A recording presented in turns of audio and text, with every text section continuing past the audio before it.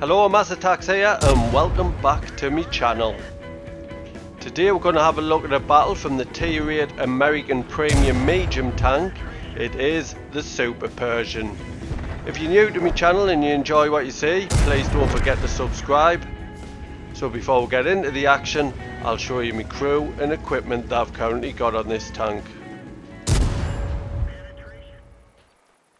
My crew on this tank aren't too bad, all onto the third skill. It is my crew from my T20. The equipment I'm using in the special mobility slot is vents. Then in the special survivability slot I've got a gun rammer, so no bonus there, and also a vertical stabilizer. On field modifications I have maxed this out, so I've got a permanent bonus of plus 3% to engine power. I've also chose a modification on modification 5 of getting turbocharger tuning, which I get plus 2 kilometers an hour to top reverse speed, plus 5% to suspension repair speed, but I do lose minus 3 on concealment. So now let's have a look at it in action. Today I'm playing on Empire's Border. It's a standard battle and I've got the 4, 5, 6 matchmaking and I'm top tier today. So I want to get straight into the action being top tier. Now this tank has limited MM, so it can't meet more than a tier 9 tank, so it can't get into tier 10 battles. And it is an old school premium tank, has been out for a long time. And back in the day, they didn't really have overpowered tanks, especially premium ones. And this was a little bit underpowered. They were basically rated at about a tier 7.5. which I really think that they should still be like that. But since the matchmaker has evolved, at one stage it was really poor, but I'm quite happy with it at the moment. The only problem is it's a struggle to get to be top tier in a limited MM tank.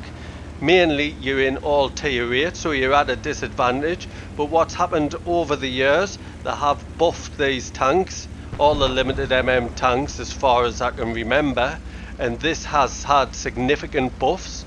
The problem with this tank, the only good thing about this tank back in the day was it had great armor, but it really struggled with its mobility. But it has had good buffs on the mobility, and basically they've made this tank a decent all-rounder in my eyes. So I'll tell you a little bit about the mobility, which was the most tragic part of the tank. And now with my crew and equipment I've got a top speed going forward of 40.2 kilometers an hour, and with that field modification I have getting the reverse speed to 20 kilometers an hour, so the mobility on this tank is fine in my eyes now. So I'll get into the battle, and what I wanted to do was push straight up and try and take this position that I have taken. And then I can play a hull down, because this is an American tank and you do get the gun depression, and all American tanks are decent hull down. So I've gotten to the position that I wanted to, and we seem to be doing well in this position. Just a Type 59 trying to escape. Can I take him out? He's one shot still. Looks like he might escape. He has escaped. So now I'll tell you a little bit about the gun you get on this tank, and it is a 90mm gun. It has 202mm of penetration, but I'm sure at one stage it was only 175mm of penetration, but it's just kept on getting buffed, and now it's in a much better state of 202, and you also get 240 alpha damage. With my crew and equipment I've got an aim time of 2.1 seconds, which isn't too bad, and a dispersion of 0.35, and my reload time is 6.58 seconds, which gives us a DPM of 2190, which isn't the greatest, but it's not too bad. And you also get 10 degrees of gun depression with this tank. So I've pushed to the gates. T52 pushing us, not sure why he's pushing us, just ram him, there's most of his hit points. And I bounce, not sure how I bounced that shot, but I should take him out any second now, and I've just made sure. So I've had a look at the mini map, and we lost the northeast of the map, so the enemy are pushing into the base, and we're doing well here, but most of our team is here, so I'm going to head back to the base. Not sure how many teammates have actually noticed what's happening back at our base. So I'm going to push in and see what I can do, see if I can reset the cap, and if all my team's going to push to the enemy cap, at least I might give them some time to cap it out. So as I head back to my own base, I'll tell you about the armour on this tank, and what made this tank so strong on the armour front back in the day was the spaced armour you do get on your turret, which is really strong, but you can get vulnerabilities slightly under it, and there is the cupolas, commander hatches. So on paper, on your hull you've got 101.6mm on the front, 76.2mm on the side, and 50.8 on the rear.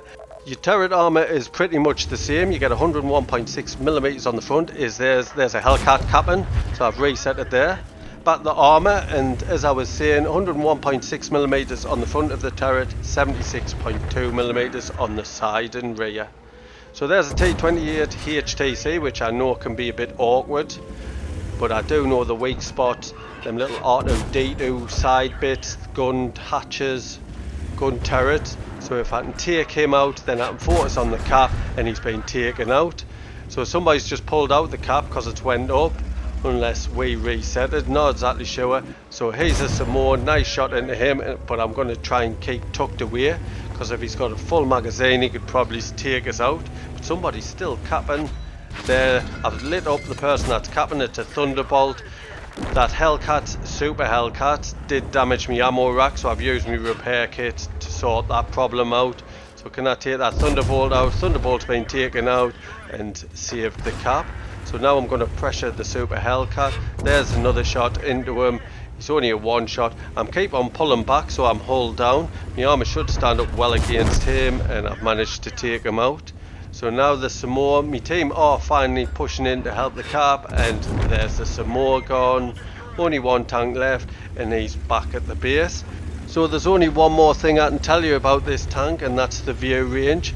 With my crew and equipment, I've managed to get it up to 423 meters, but I haven't got any equipment apart from vents that's boosting it. I haven't got coated optics or anything like that. And I do need one more crew skill, which I can do, and that is recon. And I'm sure you can get it somewhere close to the maximum, but not quite up there. But I'm quite happy with the view range how it is. So all in all, I do actually like this tank. It's obviously going to be favourable when I get a matchmaking like this, but even in tier 8 battle, a full tier 8 battle, I still have decent battles and make plenty of credits.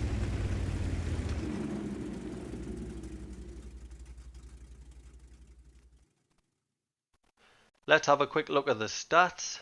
It was a class 1 badge. I got the Defender medal, which have got to reduce the amount of enemy capture points on a friendly base by 70 or more.